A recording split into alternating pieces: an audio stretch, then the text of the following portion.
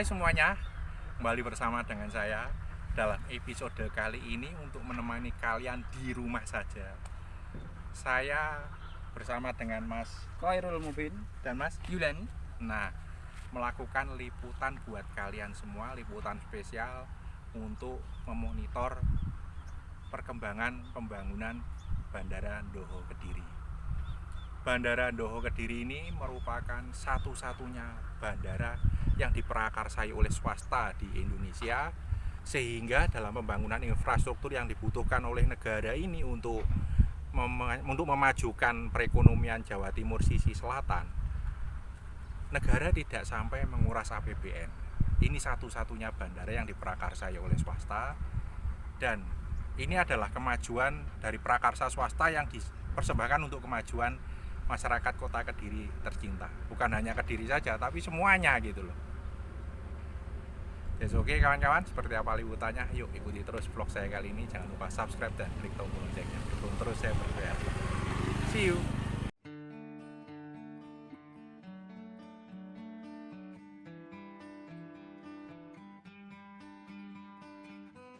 Bandara Ndoho Kediri merupakan satu-satunya dan yang pertama bandara yang diprakarsai oleh swasta dalam proses pembangunannya. Bandara ini diprakarsai oleh PT Gudang Garam Tbk Kediri melalui emiten anak usahanya yang bernama PT Surya Ndoho Investasi. Pembangunan bandara ini memakan modal sekitar 6-9 triliun rupiah, yang mana semuanya berasal dari dana internal kas perusahaan. Dari sini PT Gudang Garam Tbk ingin memberikan kontribusi yang positif bagi negara dalam pembangunan infrastruktur untuk mendongkrak percepatan ekonomi warga Jawa Timur sisi selatan dengan tanpa membebani kas APBN kita. Adapun bandara ini telah dilakukan groundbreaking pada 15 April 2020, yang bersamaan dengan itu pula menandakan bahwa pembangunan bandara resmi sah dimulai. Groundbreaking telah dilakukan secara virtual di tengah pandemi. Apapun yang terjadi, pandemi bukanlah halangan bagi kemajuan sebuah bangsa untuk terus maju berbenah menjadi lebih baik.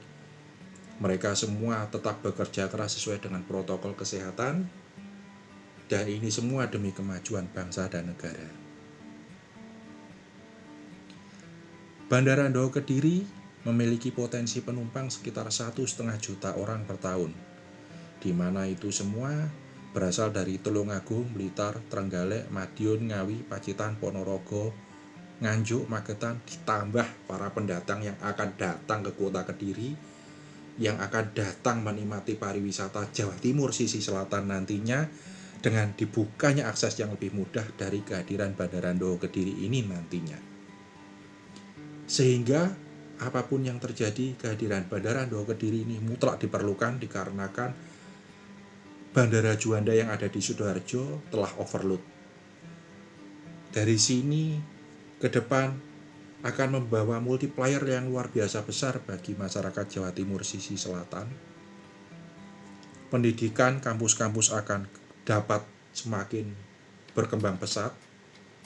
Mereka yang selama ini datang ke kota Kediri hanya untuk bekerja di gudang garam dan membelanjakan uangnya di wilayahnya masing-masing, landscape itu akan berubah menjadi mereka dari berbagai daerah akan berbondong-bondong datang ke Kediri untuk membelanjakan modalnya di kota Kediri untuk pendidikan, buka usaha, untuk traveling, dan lain sebagainya.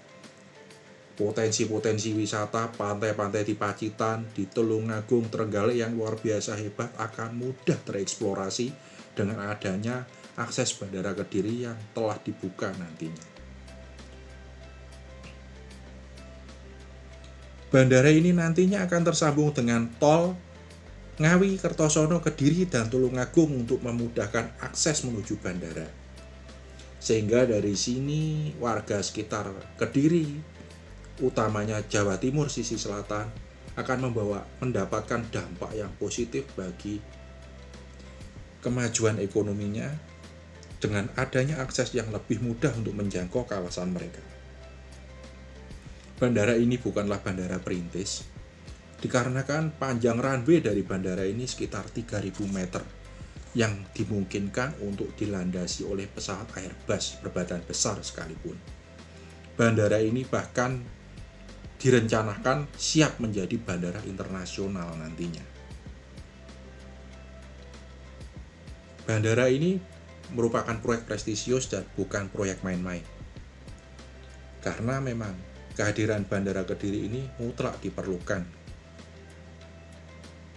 Mari kita doakan semoga kehadiran Bandara Loho Kediri ini dapat mendongkrak kemajuan Jawa Timur sisi selatan, sehingga pertumbuhan ekonomi dapat terus terdongkrak, semakin maju, pariwisata di daerah Jawa Timur sisi selatan bisa semakin melejit, akan hadir Bali-Bali yang lain, sehingga akan menghasilkan devisa yang luar biasa besar bagi negara nantinya.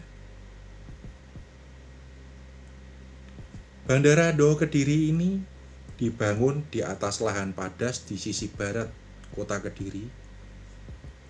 Lahan padas di sisi barat kota Kediri dipilih untuk dijadikan bandara disebabkan sebelumnya lahan ini dipergunakan oleh masyarakat sekitar untuk bercocok tanam dan hasilnya kurang maksimal.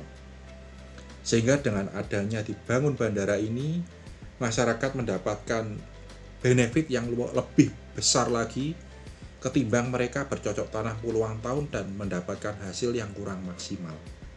Karena tanah padas ini nantinya jauh lebih cocok dijadikan landasan runway bandara karena kuat untuk menahan beban pesawat untuk take off maupun landing. Mari kita doakan semoga kehadiran bandara ini nantinya bisa memberi dampak yang sangat maksimal bagi kita semua. Dan kita doakan pula semoga terlahir gudang garam baru yang lain di Indonesia yang bersedia berkontribusi positif bagi kemajuan bangsa, bagi pembangunan bangsa dengan tanpa membebani APBN kita. Mari sebagai anak bangsa kita menjadi teladan untuk memberikan pelopor sebagai pelopor pembangunan yang positif dari kelebihan yang kita miliki. That's okay kawan-kawan. Sekian dulu vlog dari saya ini. Jangan lupa subscribe dan klik tombol loncengnya, dukung terus saya berkreasi. Silakan menikmati terus view udara dari proses pembangunan bandara ini, supaya kalian semua tahu seperti apa keseriusan PT Gudang Garam Tbk dalam memberikan kontribusi positif bagi bangsa dan negara ini. See you!